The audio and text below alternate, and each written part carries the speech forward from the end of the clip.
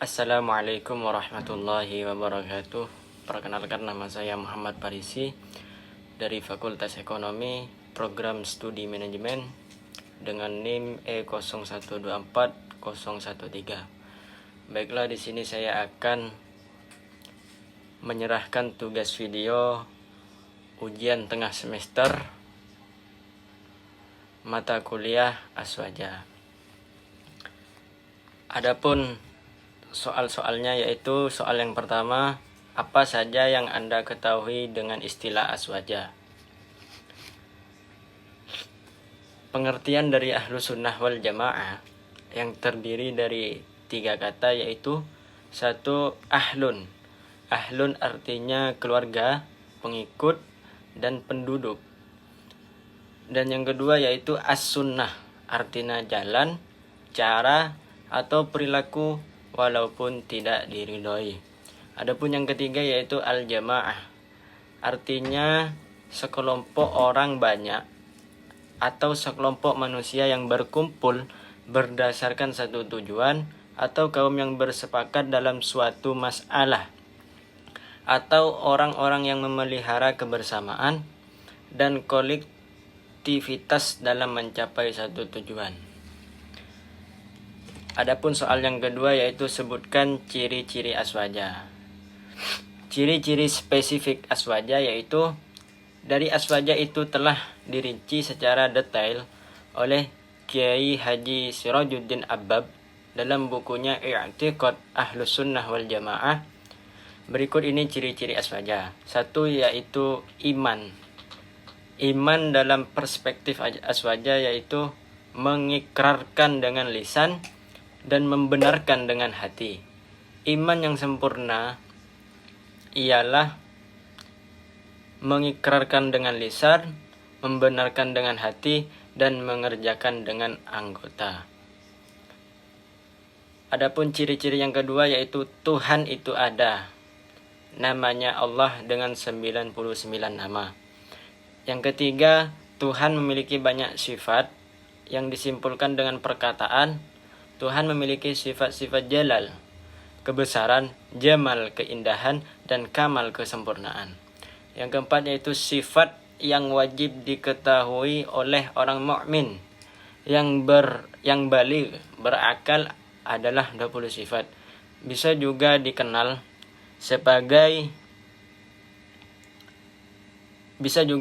dengan sifat 20. Sebanyak 20 sifat wajib ada baginya, dan yang mustahil ada dan satu-satunya yang harus ada baginya.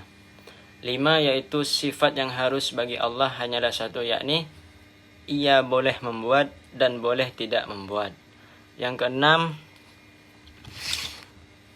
wajib dipercayai bahwa malaikat ada.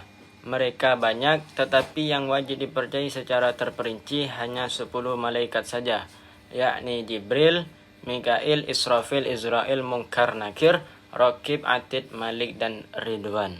Yang ketujuh yaitu wajib dipercayai adanya kitab-kitab suci yang diturunkan oleh Allah kepada Rasul-Rasulnya untuk disampaikan kepada kaumnya.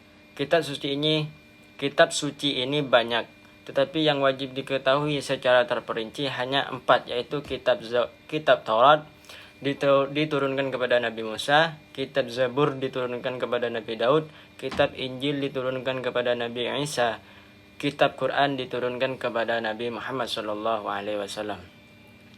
Dan yang kedelapan yaitu wajib mempercayai Rasul-Rasul. Jumlah Rasul ini banyak, ada yang diterangkan oleh Allah, tapi ada juga pula yang tidak diterangkan. Tetapi yang wajib diketahui 25 Rasul yang dinyatakan dalam Al-Quran, ada juga Nabi. Nabi ialah orang yang menyampaikan wahyu Allah, tetapi tidak diperintahkan untuk disampaikan kepada manusia. Sedangkan Rasul adalah orang yang menerima wahyu Allah untuk disampaikan kepada umat manusia.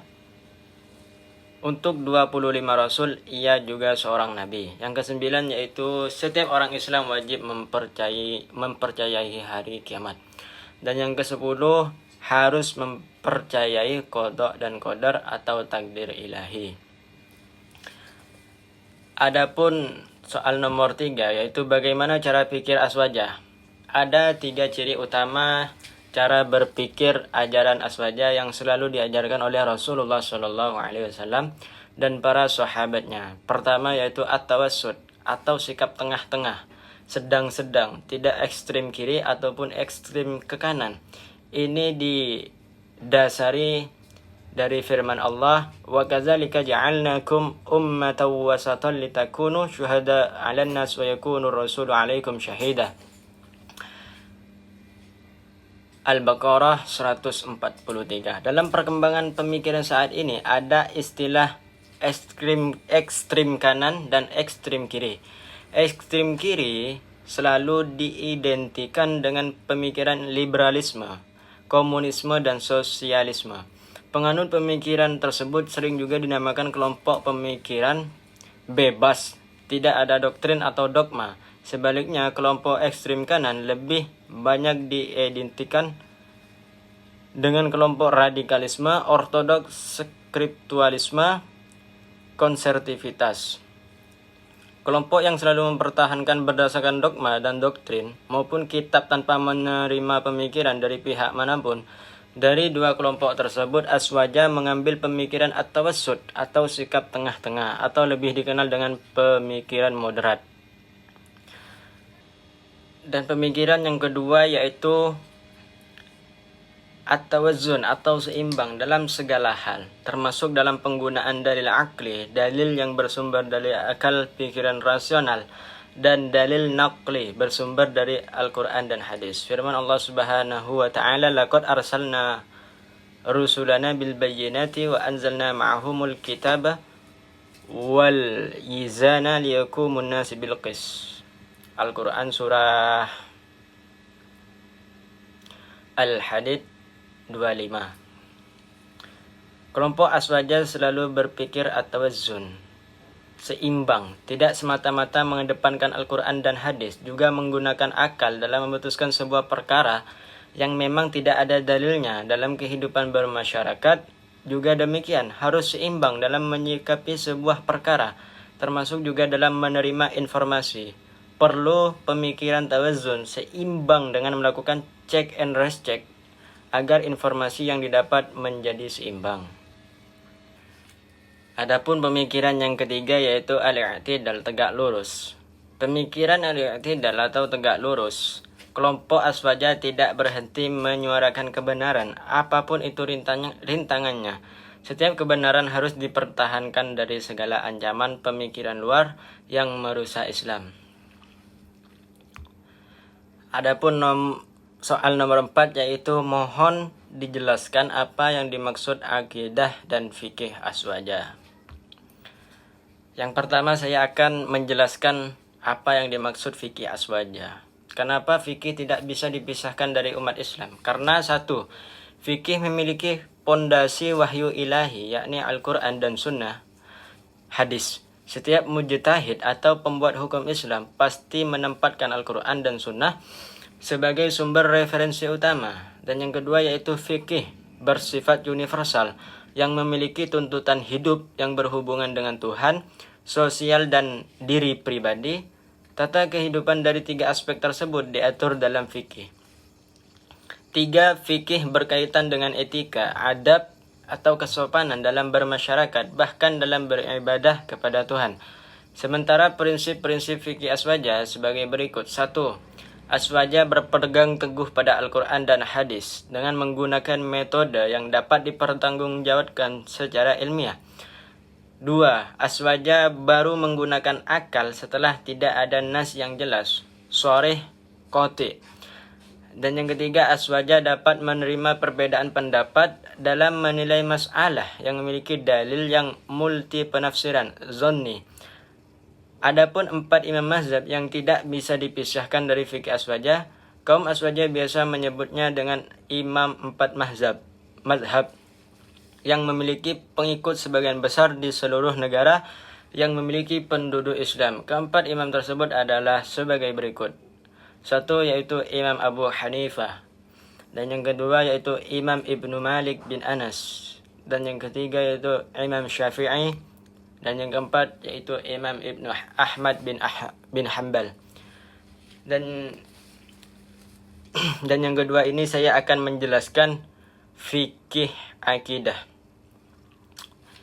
Secara etimologi berasal dari bahasa Arab aqdun, artinya pengikatan, sementara definisi akidah sendiri adalah apa yang diyakini oleh seorang. Terkait akidah aswaja artinya keyakinan seseorang terhadap agama Islam. Ada mengatakan akidah aswaja adalah akidah Islam itu sendiri. Ketika berbicara akidah aswaja, tidak bisa dipisahkan tokoh utama aswaja, Abu Hasan al-Ash'ari wa Abul Mansur Maturidi. Dua tokoh ini yang paling berjasa besar mempertahankan akidah aswaja di zamannya. Untuk saat ini, para pengikutnya meneruskan perjuangan kedua tokoh ini untuk mempertahankan aswaja di tengah tantangan semakin kompleks. Nahdlatul Ulama NU sebagai organisasi kemasyarakatan terbesar di Indonesia menjadikan kedua tokoh itu sebagai guru akidah. Adapun soal nomor 5 yaitu bagaimana menurut pandangan Anda terhadap banyaknya kelompok di dalam Islam? Apakah bisa disatukan? Menurut pandangan keilmuan dalam Islam, bukan menurut pendapat pribadi, munculnya banyak kelompok atau golongan firqah adalah suatu hal yang sudah dijelaskan para ulama sejak dulu. Hal ini terjadi karena satu, perbedaan metode memahami dalil. Ada yang mendahulukan hadis, ada yang mendahulukan qiyas, ada yang tekstual, ada yang kontekstual. 2. Perbedaan budaya dan wilayah, sehingga cara beragama beradaptasi dengan kondisi masyarakat. 3. Perbedaan sumber rujukan dan guru. 4. Faktor sejarah dan politik setelah wafatnya Nabi Muhammad SAW. Apakah bisa disatukan menjadi satu kelompok? Jika yang dimaksud adalah menyatukan semua organisasi, ormas, mazhab, dan manhaj menjadi satu nama dan satu cara, maka jawabannya tidak realistis dan tidak pernah terjadi dalam sejarah. Karena perbedaan pemahaman adalah bagian dari ijtihad. Selama dasarnya tetap Al-Quran, tetap mengakui hadis sahih, tetap mengakui prinsip ahlus sunnah dalam akidah, tidak saling mengkafirkan, maka perbedaan itu diperbolehkan. Namun jika yang dimaksud adalah persatuan dalam akhlak dan tujuan, seperti tidak saling menghina antar kelompok, tidak saling mengakui sebagai saudara seiman, menjaga ukhuwah Islamiyah, fokus pada kemaslahatan umat, maka itu sangat mungkin dilakukan dan justru wajib diupayakan. Perbedaan kelompok sulit dihapus karena berasal dari perbedaan ijtihad. Yang bisa dan wajib disatukan adalah hati, akhlak, dan tujuan, bukan bentuk organisasinya. Persatuan dalam Islam bukan berarti semuanya harus sama, tetapi tidak saling bermusuhan. Dalam istilah ulama dahulu, al-ikhtilaf fil furu' rahmatun, wal ittihad fil usul wajibun. Perbedaan dalam cabang adalah rahmat, dalam furu' adalah rahmah, sedangkan kesatuan dalam akidah adalah wajib. Sekian jawaban dari saya. Mohon maaf apabila ada salah, mungkin dari saya sendiri. Wabillahi taufiq wal hidayah. Assalamualaikum warahmatullahi wabarakatuh.